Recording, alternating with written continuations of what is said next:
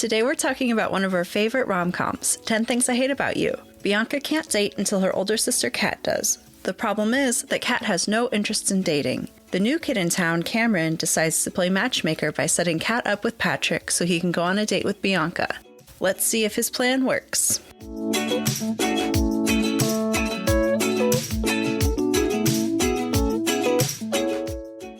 My gosh, I have so many notes about this movie. I have fewer than I thought I would. I got sucked into it and stopped taking notes at one point. This is the third time I've seen this movie. Oh, really? I had this movie on DVD, so I watched it a lot. It's a good one. It's based on the Shakespeare play, The Taming of the Shrew. It's one of the modern adaptations of it. I've never read the play, but apparently the play is kind of misogynistic, and this is a much less misogynistic version of the play. Oh, interesting. There were quite a few misogynistic parts of this. I've seen some other adaptations of the play. They're really fun and I've enjoyed it. However, I haven't actually read the play and haven't seen a true Shakespearean production of it. I saw a Bollywood production of it, which was so much fun. Highly recommend seeing a Bollywood production of anything. Especially Shakespeare. I tried to read part of the play last night. Shakespeare takes a little bit more than just skimming over. Have you ever gone to the Kansas City Shakespeare Festival in the park in the summer? No. Oh, that sounds fun. It is. I grew up going to the Shakespeare in the Park shows. My favorite part was the kettle corn. Ooh, I love good kettle corn. It's like Renaissance fair kettle corn. It's on that level. I definitely want to go to this. The plot of 10 Things I Hate About You is a pretty unpopular teenager can't go out on a date until her ill-tempered older sister does. I can't even imagine being the younger sister having to wait for the older sister to do stuff because Kat doesn't want to go out with anybody. This was Heath Ledger's first American film. And his character wasn't originally scripted to have an Australian accent, but they really liked his accent, so they let him keep it for the role. Oh, I like that. I forgot he was Australian. Oh, I was completely obsessed with Heath Ledger. He is definitely one of my biggest crushes. He was a pretty great guy. There's a spin-off TV series for ABC Family that came out in 2009, and Kat is played by Lindsay Shaw, who was in Pretty Little Liars and Ned's Declassified.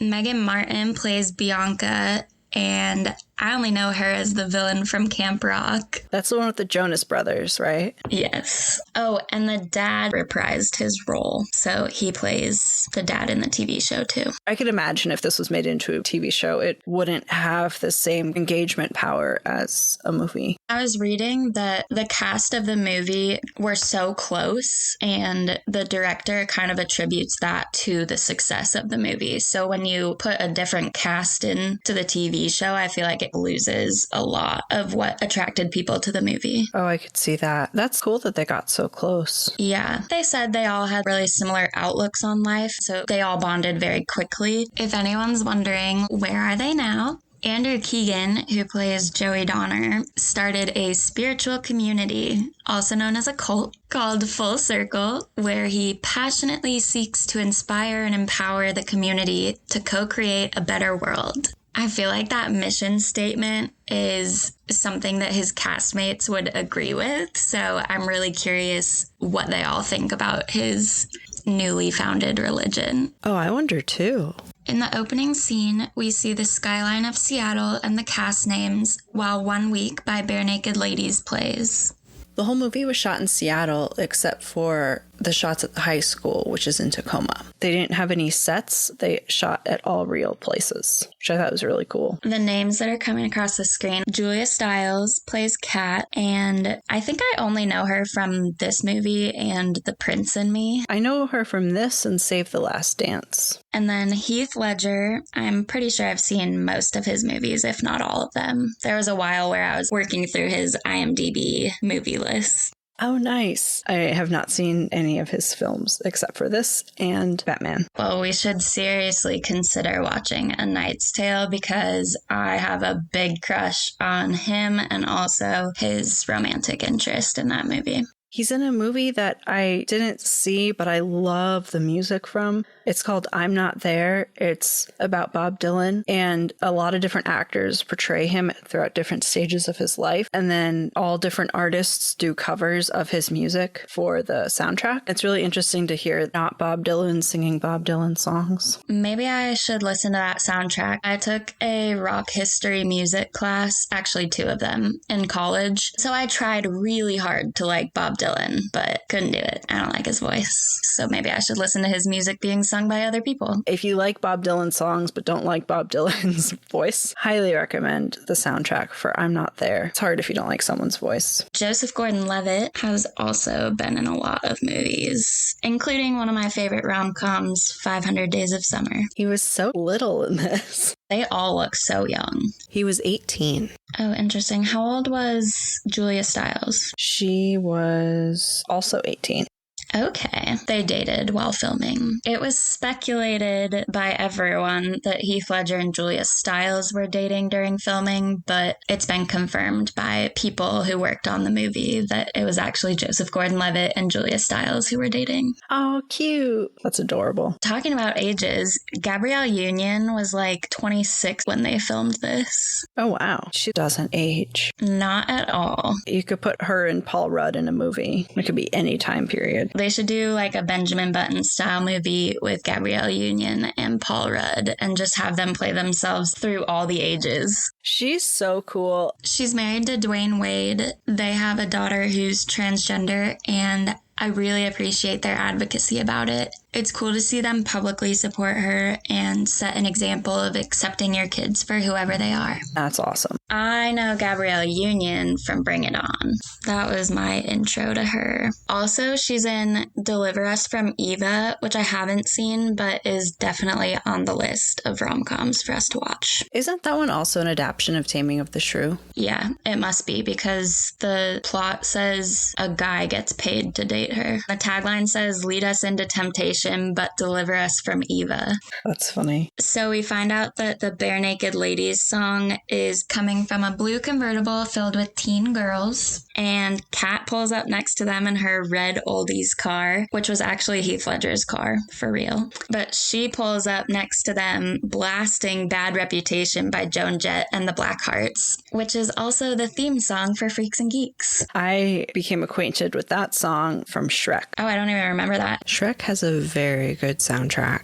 We see their high school, and I love the exterior of this building. It's apparently a real high school in Tacoma, Washington, but I found a fun fact that it was built as a railroad station hotel, but after they had a fire, they renovated it into a high school. Oh, I was wondering what that building was originally, because it seems like it wouldn't have necessarily been a high school. I just think it's funny that they had a fire and then decided to turn it into a high school. Like, okay, this place isn't safe enough for us to have it be a hotel, but let's turn it into a high school. As Kat is walking into school, she tears down a prom poster right in front of the person who had just hung it up. It gives us a good intro to Kat and clearly lets us know that she doesn't care what people think of her. Also, the girl who hung the poster pops up a few times in the background. She has a bit of a backstory going on. I was wondering if that was the same girl that kept popping up. The theme of the prom is blasting into 2000, and the poster has school turning into a rocket. She pulls down the poster, which is kind of rude. Also, why would you just pull it down? But whatever. Yeah, I was like, oh, damn, Kat, I love you, but that was kind of rude. Then we meet Miss Perky, who's played by Allison Janney. She's a guidance counselor who's writing a very dirty romance novel on her computer. She's perfect for this role. Kind of questioning the guidance counselor doing her side hustle at work like that. It seems super inappropriate to be doing at work. If you need to write a romance novel while you're at work, maybe save the sex scenes for home? Yeah, just write the rest of it while you're at work and then get to the smut when you're alone. And don't be influenced by your students. So Cameron, who's a new student played by Joseph Gordon-Levitt, is sitting in her office office, Cameron gets very alarmed by her cussing out the other students. I don't blame him. I love that he's like, am I in the right place? Like, are you actually the guidance counselor? Should you be talking like this? On his way out of her office, Cameron runs into Patrick Verona, played by Heath Ledger, who was sent to the guidance counselor's office for exposing himself to the cafeteria lady using a bratwurst. Miss Perky looks him up and down and makes some really disturbing comments. She says, "Aren't we the optimist?" And then she changes a word in her story to bratwurst. Gross. Patrick Verona. Do you think he might be Patrick Verona because of Verona from Shakespeare? Yes, there are actually a lot of Easter eggs towards Shakespeare in this movie. Patrick's character is based on Petruchio from The Taming of the Shrew. That character was born in Verona. Kat and Bianca have the same last names as in the play, and then Stratford upon Avon is the hometown of Shakespeare. The high school is named Padua, which is the name of the town that the play Taming of the Shrew is set in. Then Cameron meets Michael, who is played by David Krumholtz. He's in the AV club, but then when someone asks him about it, he's like, no, that's not me. Michael gives Cameron a tour of the school. He's like doing intros to all the cliques in the courtyard, and it reminded me of Mean Girls when they're introducing the different cliques. I love how you kind of get your roughly stereotypical groups here and there, but then you also get like the coffee drinkers, and then you get the cowboys. I was not expecting the cowboys at all. Especially in Seattle. And they're hilarious in the backgrounds of all the scenes they're in. Then Cameron and Michael see Bianca, and for Cameron, it is love at first sight as Larisa Oleynik slow-mo walks over in a white dress with pink flowers looking adorable. Yes, I love her clothes. Me too. She's so cute with her little barrettes in her hair. And Michael says she's in the don't even think about it group. Cameron says the line, "I burn, I pine, I perish," which is actually from Taming of the Shrew. It's one of the direct quotes. Bianca walks over to Gabrielle Union, Chastity. Bianca says to Chastity, "There's a difference between like and love, because I like my Skechers, but I love my Prada backpack." Chastity responds, "But I love my Skechers." And Bianca says, "That's because you don't have a Prada backpack." The bell rings and we enter literature class with the teacher, Mr. Morgan. Kat is bothered that one of her classmates thinks Hemingway is romantic, and Joey Donner calls her a bitter hag. Joey doesn't have a great way of speaking about women. The teacher, I think, has a pretty good response to Joey. I'm not crazy about how he responds to other things. I like this teacher a lot because he doesn't just let bullies happen in his class, unlike the nice man in Princess Diaries. Maybe Mia's mom should date this teacher instead, because he actually is a nice man. I liked that he stood up for Kat. Kat says, "I guess in this society, being male and an asshole makes you worthy of our time." And I liked that. I'm probably going to start quoting that every time a man speaks. Patrick barges in and asks what he missed, and Kat responds, "The oppressive patriarchal values that dictate our education," and he turns around and leaves. Joey asks Mr. Morgan if there's anything they can do to get Kat to take her Midol before class. Yes, I think we can establish now that almost everything Joey says will be misogynistic and offensive. The teacher responds and says, "Someday you're gonna get bitch slapped, and I'm not gonna do a thing to stop it." Loved that. Kat brings up, why aren't they teaching Sylvia Plath or other female authors? And it feels like he has a genuine response. Okay, but why are they also not teaching any Black authors? And then he goes on to put Kat in her place about her white feminism. I like that he calls out Kat's white feminism because I also lacked awareness about intersectionality when I was a teenager and would have benefited from a teacher bringing this to my attention instead of learning about it for the first time in college and realizing then how biased my worldview was. Yes, good he's telling her this. However, he is her teacher, so this feels like maybe it should be approached a little differently, but still brought up. He calls out the white Rasta guys, which someone needs to. Then he sends Kat to the office because she's pissing him off, and she tries to protest, and he's like, "Later," with a talk to the hand gesture. Back in Miss Perky's office, Kat walks in, and Miss Perky's been looking for a synonym for a word, and Kat says it. Wasn't she looking for a synonym for engorged? She's working on her sex book again. Miss Perky says to Kat, "So I hear you were terrorizing Mr. Morgan's class again." Kat says, "Expressing my opinion is not a terrorist action." And I'm also going to start quoting that. Well, she did send someone into surgery, which might be a little problematic. Wait, what? We find out that Kat kicked someone hard enough in the balls that they needed surgery. I think she said it was a testicular extraction surgery. We find out later in the movie that Kat kicked that guy in the balls because he tried to grope her in the lunch line. So I'm definitely okay with her assaulting him back.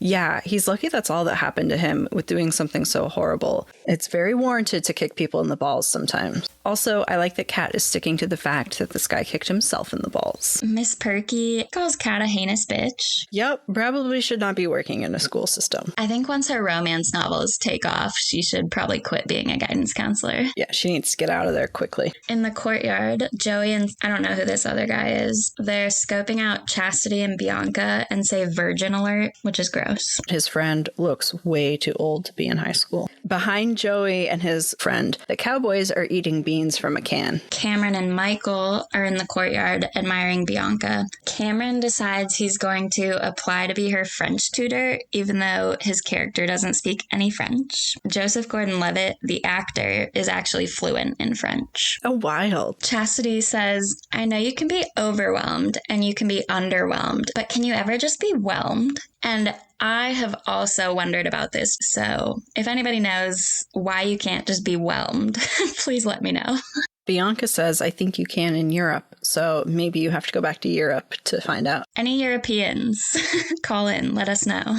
Then Joey offers Chastity and Bianca a ride in his red convertible, and they sit on the top of the car in the back seat without seatbelts on. It's such a thing, I think, in the 90s, early 2000s shows to sit on the top of a convertible with its roof down. Michael pulls out in front of Kat on his motorbike. And she yells at him. He calls her a shrew and then says, "The mewling Rampillion wretch herself." And that's not actually Shakespeare, but it sounds very Shakespeare-y. It does. As Michael drives off on his motorbike, he almost hits a truck and sails off down a hill. Yeah, Michael is not good at driving. Then we hear a song that goes, "Sunshine on my window makes me happy like I should be," which is Calypso by Spiderbait. I love this song and will definitely be adding it to my morning playlist. So this song plays as we're entering Kat and Bianca's house where they live with their dad, who is Paolo from Princess Diaries. I'm glad he has a new job. Yeah, because he was not a good hairdresser. Oh wait, I guess Princess Diaries came out after. Maybe he went from being an OBGYN to being a hairdresser.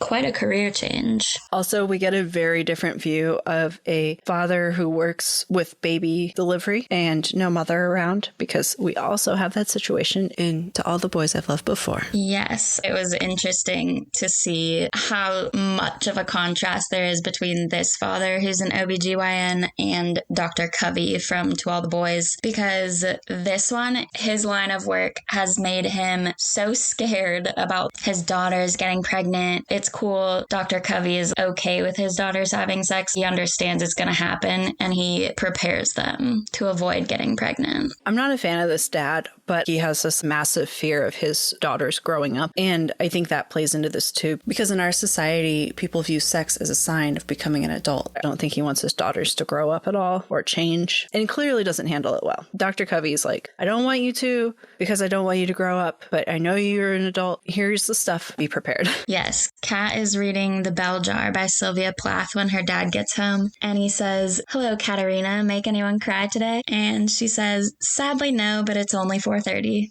And then Bianca comes in and says, "Hi, Daddy." Very different relationship. Kat gets an acceptance letter to Sarah Lawrence. Good for her. Very impressive. Also, Larisa Oleynik and Julia Stiles originally auditioned for each other's roles. I think it would have gone well both ways. I think they both could have played the other character pretty well. Kat is really excited about Sarah Lawrence because it's halfway across the country. And I feel that because I also picked a college that was far away. Kat tattles on Bianca's new love interest. And we learn that they have 2 house rules, and both of them are no dating until you graduate. That doesn't seem like a great rule. I'm not a fan of the dad, but he was probably thrown into a situation he wasn't expecting, having to raise them on his own.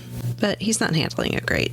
I think that he thinks he's doing what's best, and I understand he's trying to protect them, but I also think that the more control you try to have over your kids, the more they're going to rebel. In an episode of Gilmore Girls, Lane sneaks out to go on a double date with Rory, and Lorelai tells Mrs. Kim, it doesn't always work when you lock a kid up and throw away the key, and later points out that she thinks that if she had had looser rules, she may not have ended up in the same life she's in. The dad tells a story about a 15-year-old that delivered twins this morning. Bianca's kind of judgy about this 15-year-old having twins. Bianca has a cool character arc because she really starts off kind of an airhead and judgy and mean, and I think she develops well. Yeah, Def not rooting for her at the beginning. Bianca says to Kat, where did you come from, planet loser? And Kat responds, did you come from planet look at me, look at me? And then their dad establishes a new rule that Bianca can date when Kat does. Which he thinks is setting everything up for success. I don't know who said it, but there was another R word. Oh, yeah. One of them was storming up the stairs, and it was like, oof. They said it in an episode of Euphoria this season, too, that I just watched. I understand it's going to come up more as we're rewatching old stuff, but why would a current TV show like Euphoria still use that word?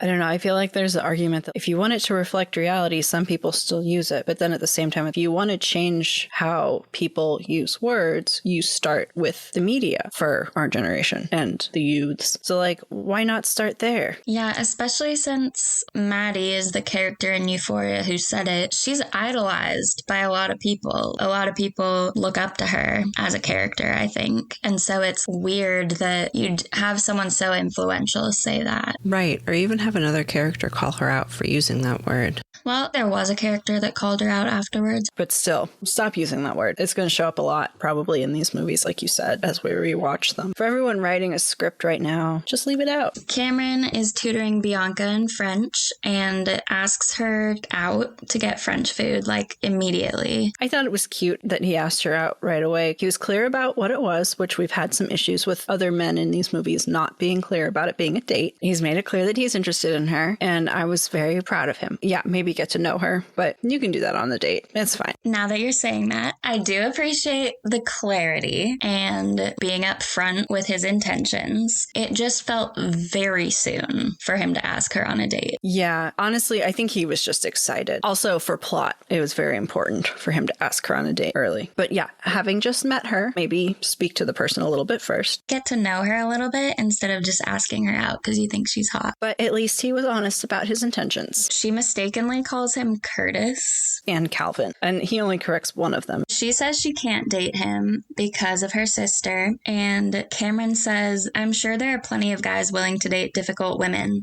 I don't know if there are plenty of guys, but there are plenty of women that are willing to date difficult women. Definitely that is a trope in the gay community. But the difficult woman has to be interested in also dating women. Yes. They establish later that Kat is not gay. My girlfriend and I always joke about if there's a strong female character in something we're watching, we're like, she could step on my throat. I'd be okay with that. So Kat would do well. If Kat ever explores her sexuality and realizes that she does like women, she would do very good in the lesbian/bisexual community. Well, maybe she's doing something like Gilmore Girls, where Elaine says she's waiting to experiment with women until college. Oh yeah, she could do that. And then there's a montage of Cameron and Michael trying to find a date for Kat until science class with Heath Ledger, where he stabs a frog with a pocket knife. As one does. And his friend that looks like he would be the one stabbing it with a pocket knife. He would be the one lighting the cigarette. He's the one who takes the cigarette and puts it out and calms Heath Ledger down. His friend is very punky.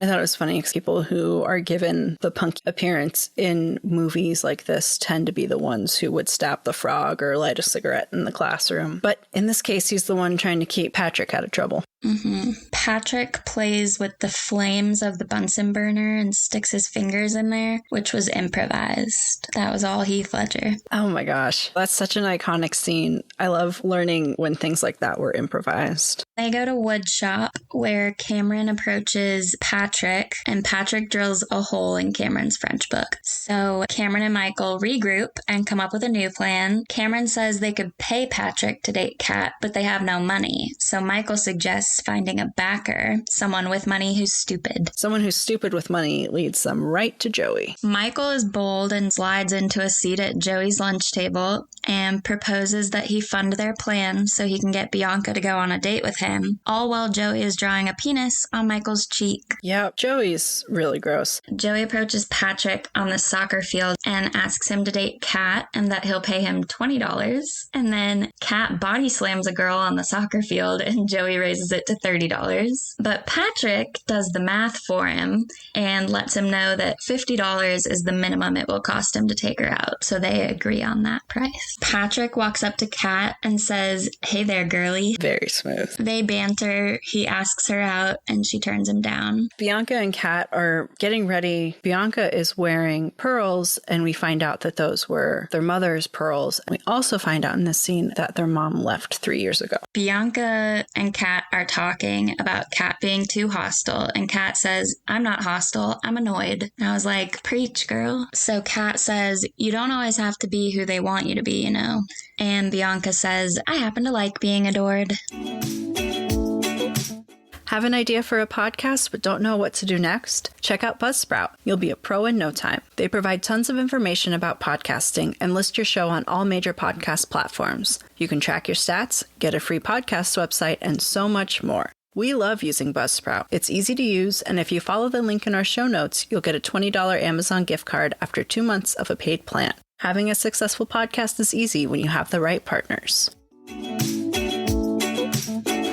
So Patrick is stalking Kat now. He's waiting outside a store for her because he saw her car. She says she isn't scared of him. He probably likes having someone who's not scared of him, though. It throws him off, probably. Yeah, I think most people are scared of both of them. It makes sense why they end up getting together because they're the only ones not afraid of each other. And then Joey pulls up behind Kat's car, blocking her into the parking spot, and he's very douchey as he walks by her window. He parks in the middle of the street. Who does he think he is? It's a one-lane street. Obviously, he thinks he's the greatest person ever and can do whatever he wants. But if she's not going to hit you, someone else is going to hit you. So she reverses into his car, which puts a huge hole in the side, and he comes running back out of the store and screams, "You bitch." I hate how much he uses that word and how he talks about women. I have it written down every time he says bitch. He uses that word a little too freely. Yes, men should not use that word when talking about women. The dad is lecturing Kat and says his insurance doesn't cover PMS. She's like, well, just tell them I had a seizure instead. She responds well to her dad's misogyny. I noticed that there are actually quite a few PMS jokes in this movie. I don't think we should be perpetuating stereotypes that downplay a woman's feelings because she might be PMSing. And making fun of someone for something that they can't control just doesn't seem right. Yeah. Joey goes up to talk to Patrick at the lockers and asks what's taking so long. Joey says, "I don't get some unless you get some." Gross. And then Patrick ups his price to $100 per date. I don't like that Patrick's being paid to go after Kat, but I do appreciate how much advantage he takes of Joey paying him. He's like, no, I need more money. Definitely problematic to have to bribe someone to date someone. At this point, I felt like he just didn't like Joey. So he's like, nah, I'll take your money. It's fine. Like, not thinking about the consequences. It's just trying to screw Joey over a little bit, which I'm okay with. Yeah. Cameron and Michael approach Patrick again in welding class and say they want to help him land Kat so Cameron can have Bianca. And Patrick says, "What's with this chick? She have beer-flavored nipples?" What an image to paint. And why? Of all the things that you could have your nipples flavored as, why beer? There are plenty of things that taste better than beer. Why that analogy? Why her nipple? Why not even beer-flavored lips or something like that? They tell Patrick about Bogey Lowenstein's party and that he should take Kat. The flyer says that the party is a wine and cheese party for NBA club members only. They change the flyer to say free beer and then toss them down the stairwell between classes at school while the song Sexy Boy by Air is playing. Yeah, this whole stairwell toss thing, I feel like I see it in a lot of high school movies. Does this happen? Is this one of those things that's made up for movies, or is this something that's based off of a real experience? If anyone had this experience, please let us know. Joey walks up to Bianca in the hallway and asks her opinion about his modeling headshots and whether she prefers the black shirt or the white shirt. I liked the white one better if I had to pick a picture of him. I have heard that there's there's a general consensus that the white one is better. I could see why. Joey asks Bianca to the party. She said that she couldn't go unless Kat went, and he was like, I've got that taken care of. Bianca and Cameron are hanging out under an overpass that has a sculpture under it. The Fremont Troll. It's like a big thing in Seattle, apparently. Oh, interesting. I do like that they're showing all these places in Seattle. Me too. This makes me think of To All the Boys I Loved Before, where all their overshots were of Portland, but the actual film was shot in Vancouver. And it really makes me appreciate this movie being shot in Seattle and showing these Seattle locations in Tacoma, because, you know, the school's in Tacoma. Cameron is asking for info about what kinds of guys Kat is into. Then they go back to the Stratford house and look for clues around Kat's bedroom. And Cameron asks to see Bianca's bedroom, and she says no because a girl's bedroom is very personal, as they are literally standing in her sister's room, rummaging through all her stuff. I think that was just kind of her excuse to not want to show Cameron her room. They find Kat's black panties and assume that means she wants to have sex. I don't know if that's what that means. That's definitely not what that means. You can just own black panties. Doesn't mean you want to have sex. One of them called them lingerie too, and I'm pretty sure those were just day-to-day panties. She's starting to become a lot more comfortable with Cameron. They're hanging out on their own, you know, digging through her sister's room on their own instead of just for tutoring. Cameron and Michael go to a biker bar to find Patrick and tell him that he can't smoke anymore and that Kat likes pretty guys, which Patrick responds, "Are you telling me I'm not a pretty guy?" Is that supposed to be ironic?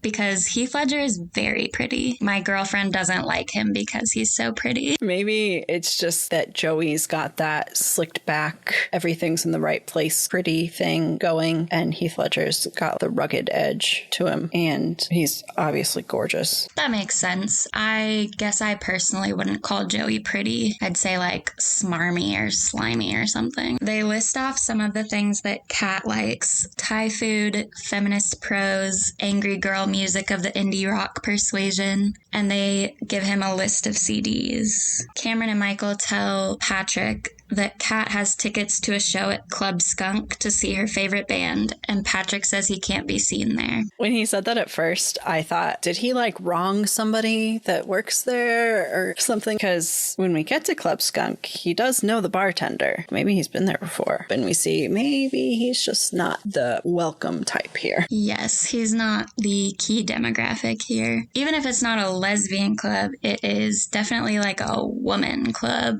I did notice a couple guys in the crowd, but it was mostly women. I feel like angry girl music of the indie rock persuasion probably doesn't draw a lot of men into the crowd. He absolutely stands out. Yes, he does. He watches Kat dance with her friend Mandela for a little bit and then goes to the bar. And then Kat goes to the bar for water and notices Patrick. She says, "If you're planning on asking me out again, you might as well just get it over with." And he says, "Do you mind? You're kind of ruining this for me," as if he's actually listening to the music. And she says, "You're not surrounded by your usual cloud of smoke." And he says that he quit. Liar. He's taking a break. To try to win her over. He says he was watching her dance earlier and he's never seen her look so sexy, which he yells right as the music cuts out so everyone hears him say it. And he asks her to go to Bogey's party with him, and she doesn't say yes or no. So he's like, "I'll pick you up at 8. I thought their whole interaction was really cute in this scene. I love their banter. Me too. And I love how okay he is with the whole bar hearing him say she's sexy. He doesn't seem embarrassed or anything. He seems very confident in who he is. Bianca and Chastity try to sneak out to go to the party, but Mr. Stratford stops them. They tell him they're going to a study group, which is not a very good lie with how they're dressed. And the dad says, otherwise known as an orgy. What kind of school did you go to if you think a study group is an orgy? I think you're a very panicked father or parent in general if you think that a study group is an orgy. Also, I'm pretty sure that Chastity is wearing one of the outfits one of my Barbies had growing up. Most of these clothes that Bianca and Chastity wear, I feel like my Barbies had. That's so funny. I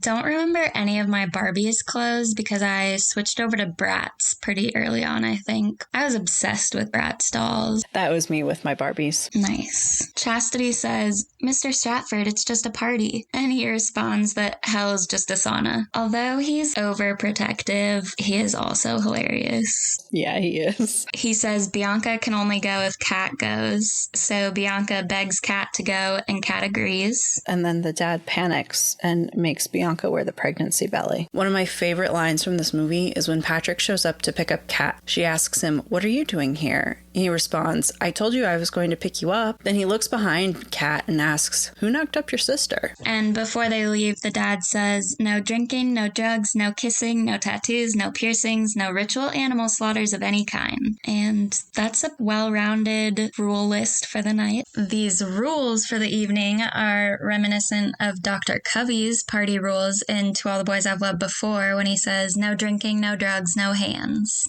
So I was just wondering if that line in To All the Boys was a nod to 10 Things. Oh, it might have been. Maybe Dr. Covey has seen this movie and he's like, okay, this dad's a little extreme, but I'm liking what this guy's saying, so I'll take some of it. And we see Cameron and Michael are getting ready for the party, and Cameron won't shut up about Bianca. He's so obsessed. Michael's a little tightly wound before this party. They're both putting a lot of thought into their outfits for this casual get-together. They're both wearing button-up shirts.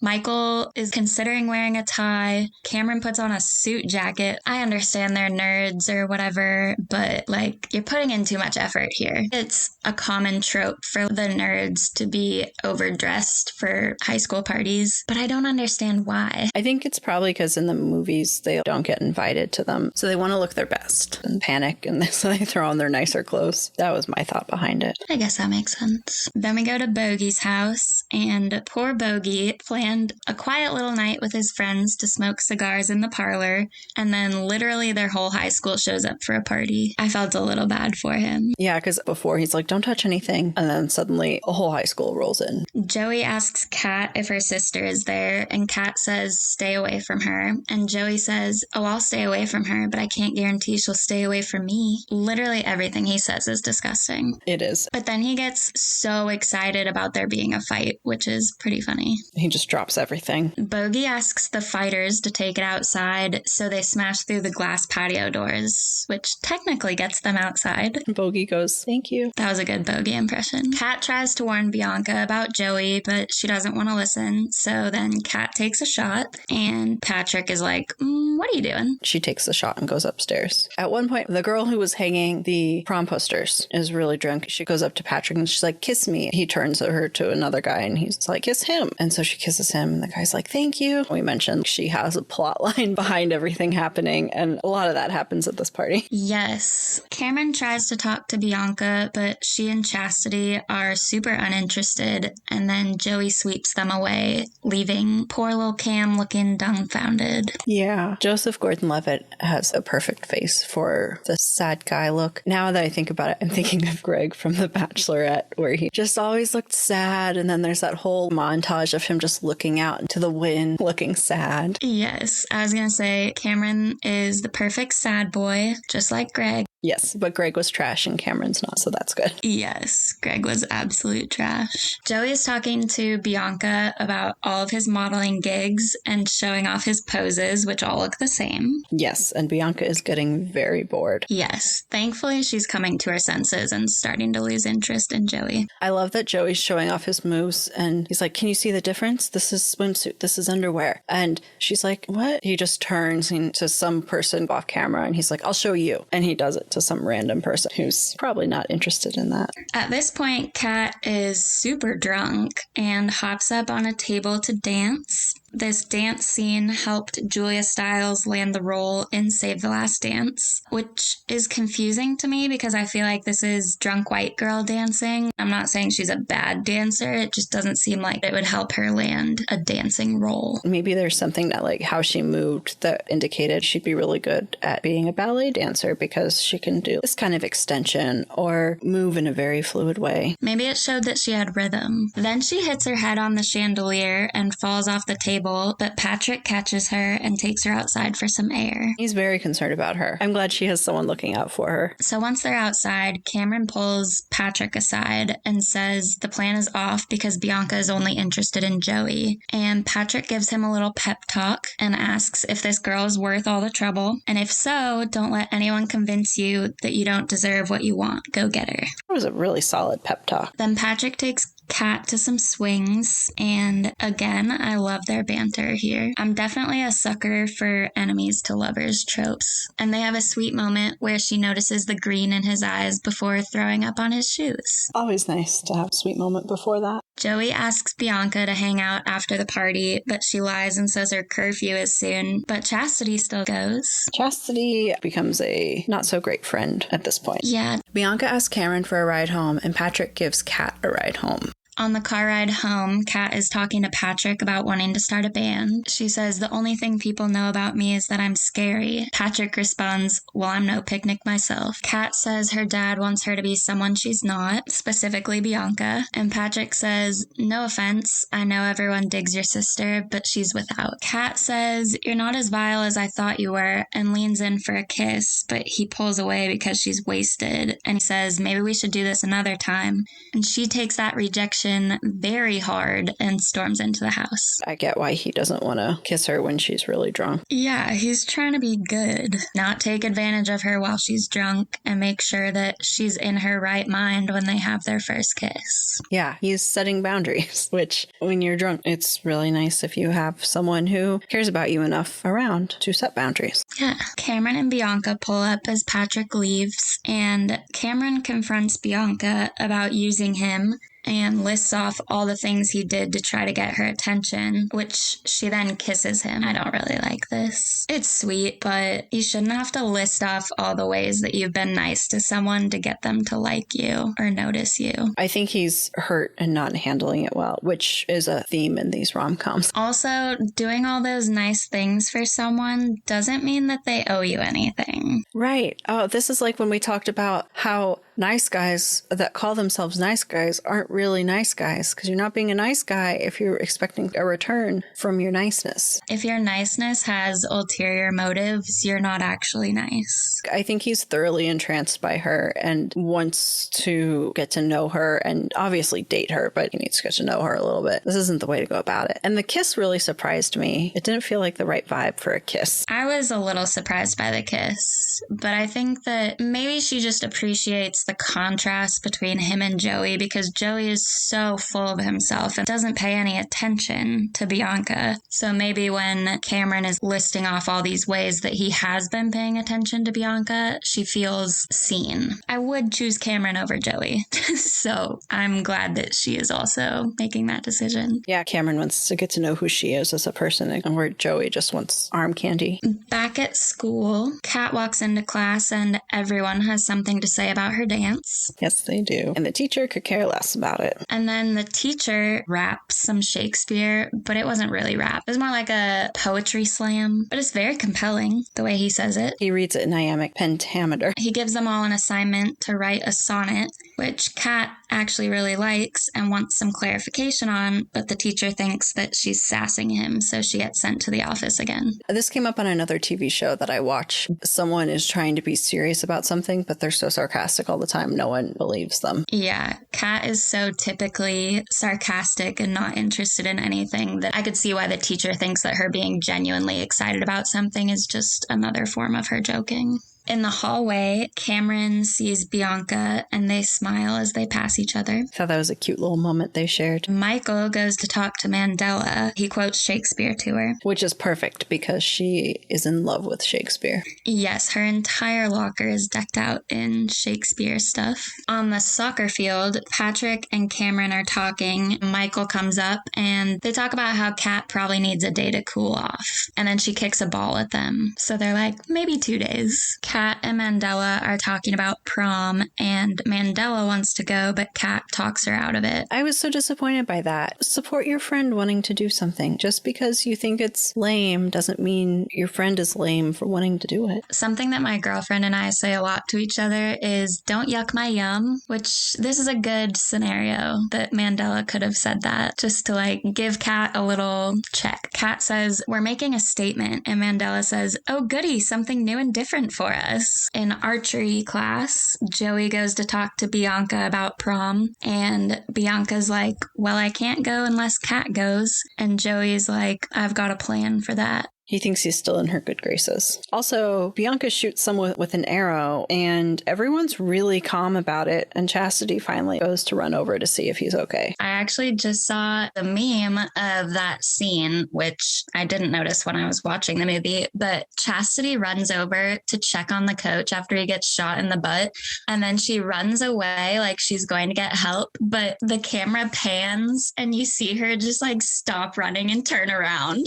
Like, never mind. He'll be fine. He doesn't need help. That's hilarious. I would wonder if that was intentional, but I feel like everything in the background of these shots is fully intentional. Then Joey goes and pays Patrick $300 to take Kat to prom. Honestly, $300 is not a lot to take someone to prom. That would cover like your tux rental, flowers. It's not even really paying him to do anything. It's just paying for all the stuff he needs for prom. Yeah, I think that would have covered 2 tickets at my school for prom. So Patrick needs to up his prices. Yes, he does. Patrick walks into a music store where Kat is playing guitar, and he creeps up on her but leaves before she notices. But then he follows her to a bookstore. He walks up to her and he says, "Excuse me, have you seen The Feminine Mystique? I've lost my copy." He says, "You're not as mean as you think you are." She says, "You're not as badass as you think you are." He says, "Someone still has their panties in a twist." And then she snaps back, "Don't for 1 minute think that you had any effect on my panties." And he says, "Then what did I have an effect on?" She says, "Other than my upchuck reflex, nothing."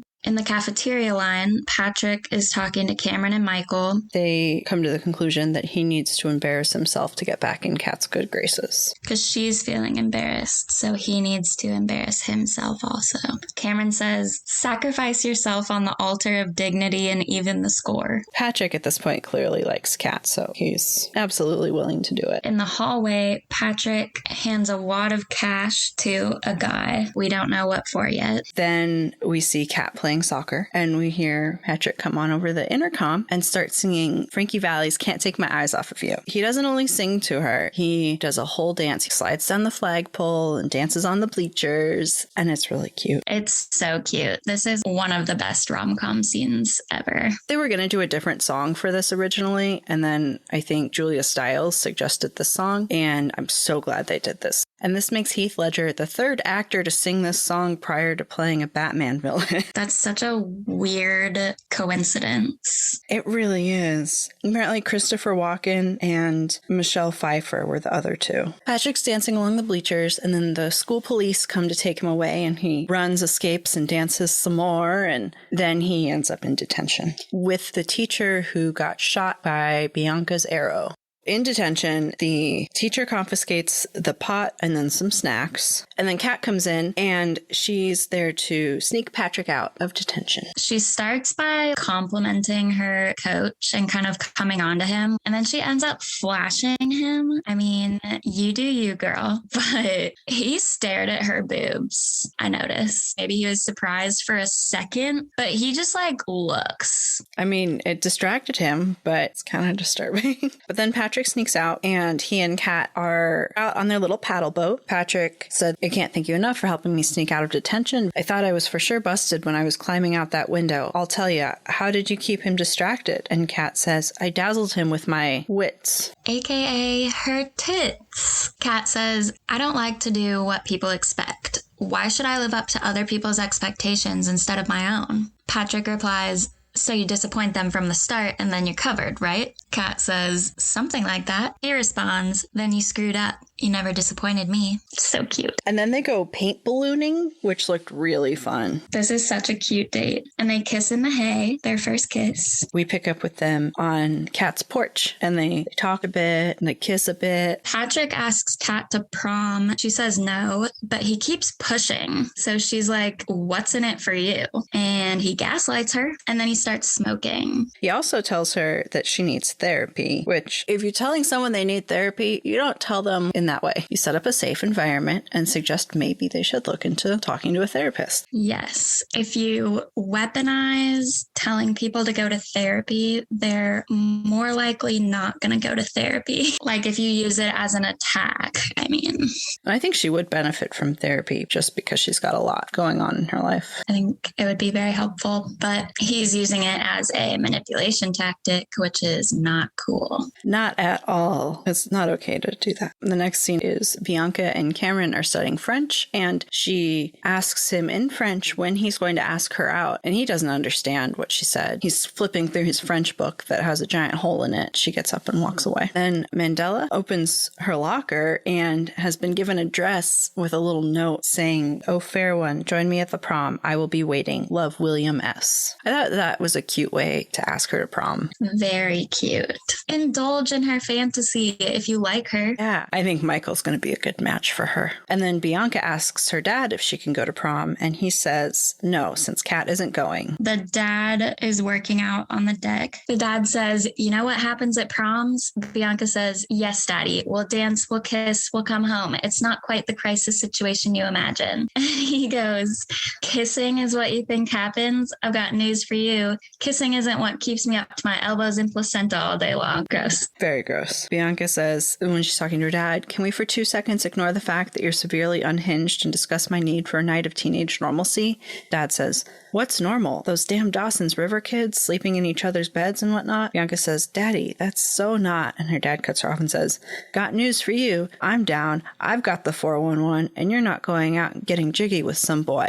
I don't care how dope his ride is." And then after she leaves, the dad says, "Mama didn't raise no fool." He's so ridiculous. He really is. He's so extra, but like in the worst ways. And then Bianca is laying on her bed watching The Real World Seattle, and Kat comes in, and Kat opens up to Bianca about Joey. Bianca feels betrayed because she didn't know this ahead of time. Kat slept with Joey. They'd been dating for like a month, and she slept with him because everybody was doing it. She regretted it afterwards and didn't want to keep having sex, and so he dumped her. It was also right after their mom left. Yeah.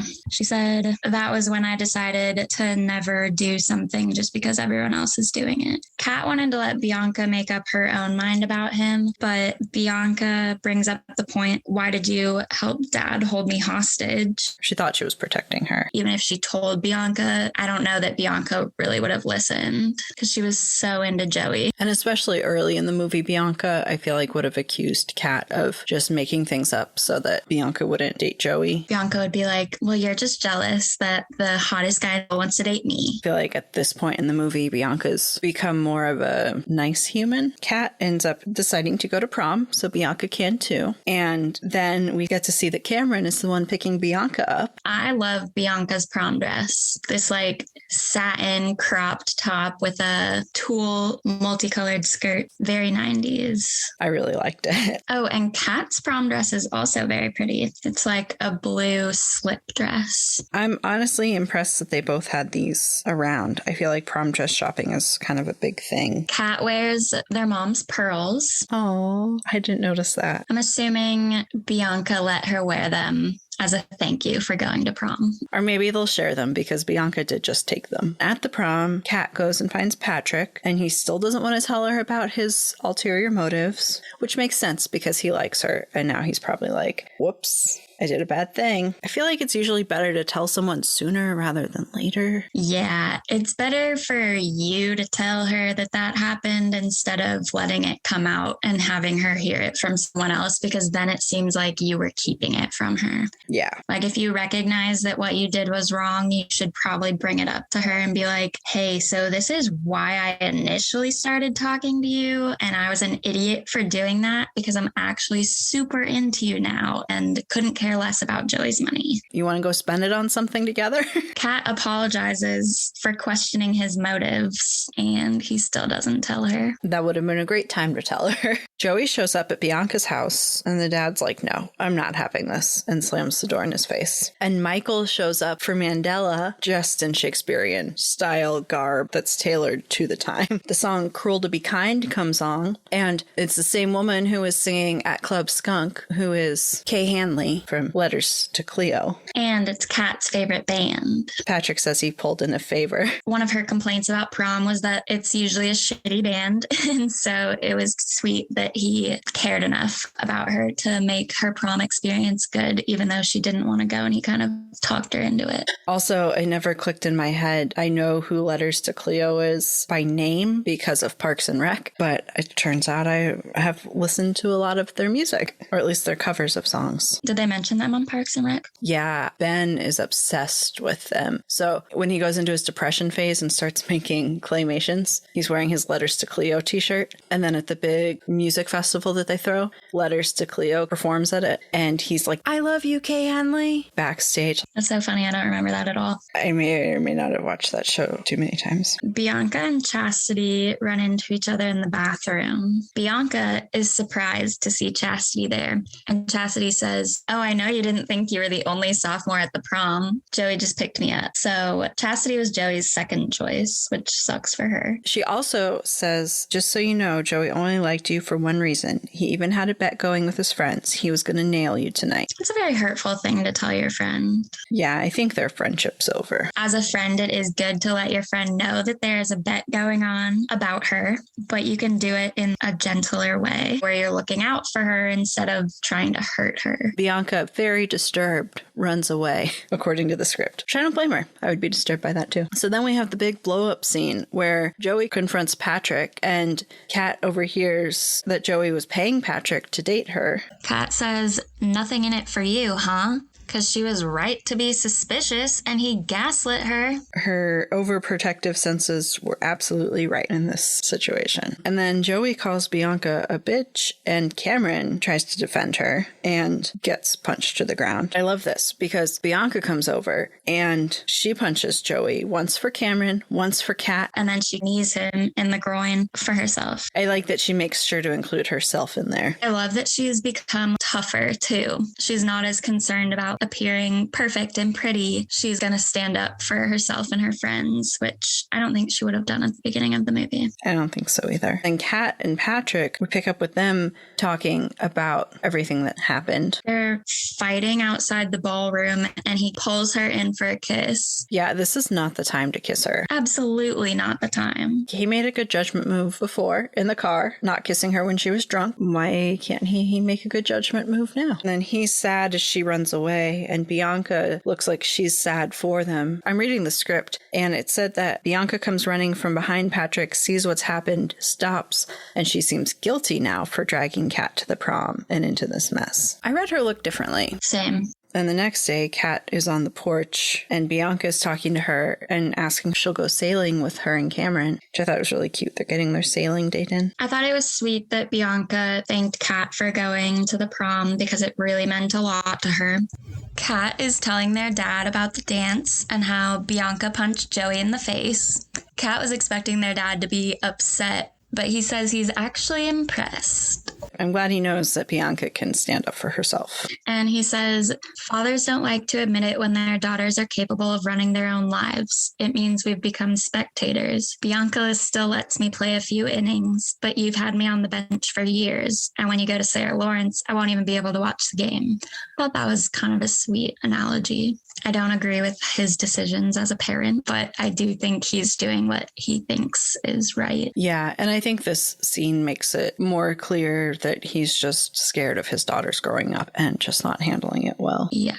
In class the next day, it's time for them to read their poems that they wrote. And Kat gets up and reads hers. I hate the way you talk to me and the way you cut your hair. I hate the way you drive my car and I hate it when you stare. I hate your big dumb combat boots and the way you read my mind. I hate you so much it makes me sick. It even makes me rhyme. I hate the way you're always right. I hate it when you lie. I hate it when you make me laugh. Even worse when you make me cry. I hate it when you're not around and the fact that you didn't call. But mostly I hate the way I don't hate you. Not even close. Not even a little bit. Not even at all. And by the end of this, she's crying and staring at Patrick, and then she runs out of the room. The director was saying that it was interesting to see her acting it and looking at Heath Ledger, but knowing that the feelings were actually about Joseph Gordon-Levitt. Oh, that's funny. I heard this was the first and only take of this scene. The tears were not planned. Very impressive. She runs out, and then at the end of the day, she goes to her car, and in her car, there is this Fender Stratocaster guitar that she was playing when Patrick was stalking her, essentially.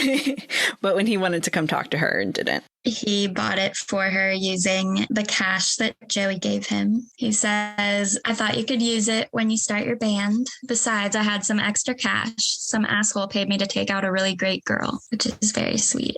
He says, yeah, but I screwed up. I fell for her. I thought it was so thoughtful that he spent that ill-gotten money on her dreams. And that he believes in her. It would have been cute if he used it for a date or something like that, fine, but that's a two-person thing that benefits him as well. And this is just solely for her, which I loved. I don't know anything about guitars, but the one that's in her front seat is like $1,300. Very expensive and way more money than Joey paid him. So I think his feelings are genuine. Because that's a big ass gift to get for your not even girlfriend in high school. It was really thoughtful. But yeah, that's a really big gift to get. I wonder where he got the money. Yeah, where is he getting all this money? Maybe he's got a really good side job. Patrick says, it's not every day you find a girl who will flash someone to get you out of detention. So he found out, and then they kiss, and she pulls away and says, you can't just buy me a guitar every time you screw up, you know? And he says, I know, but there's always drums and bass and maybe even one day a tambourine. I love this ending scene. It's so cute. Heath Ledger was pretty amazing. Julia Stiles is great in this too. They play off each other really well. Yeah, I like both of them. This is another great bisexual movie where you can like both of the leads. And then we get the first credits scene where the helicopter is circling the top of the school where Letters to Cleo is playing on the roof. This scene is so iconic. The credits roll while they're playing I Want You to Want Me, which is originally by Cheap Trick,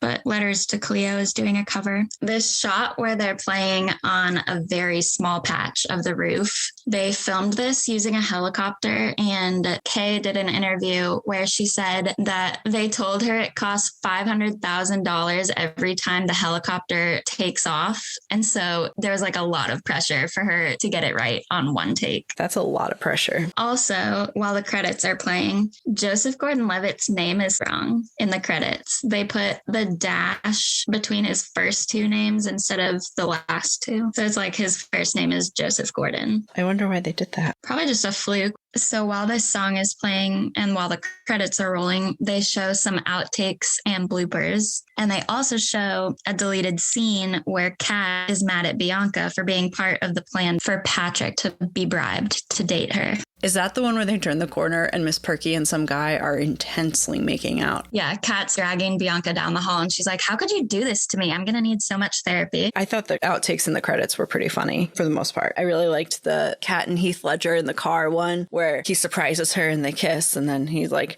jokingly, it's like, hey, let's get in the back seat. And then they have to cut. It just looked like these people had so much fun with each other and actually enjoyed each other making this movie, which I thought was really cool to get to see. And then there's a scene where Michael and Mandela are making out by the lockers and they slide down out of view from the camera, and Michael pops back up asking for a prophylactic. And I did not know what a prophylactic was for an embarrassingly long time. I had no idea. So obviously Catholic school sex ed is a failure. That seems like one of the terms to know. Oh, this movie almost had a sequel. I'm so glad it didn't. Yeah, well, just wait till you hear the plot of it.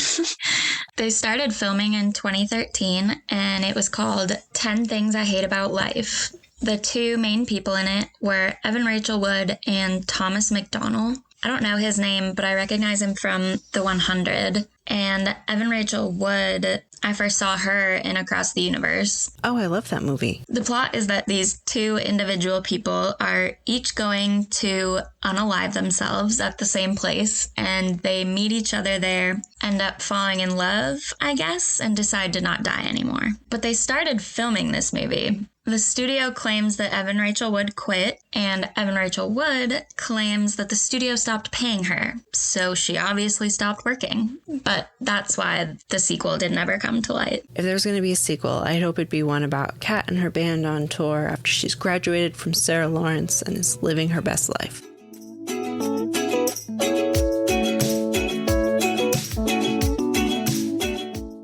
That's it for our 10 Things I Hate About You episode. If you enjoyed this podcast, please consider leaving a rating and review, and make sure to subscribe so you can keep watching rom-coms with us.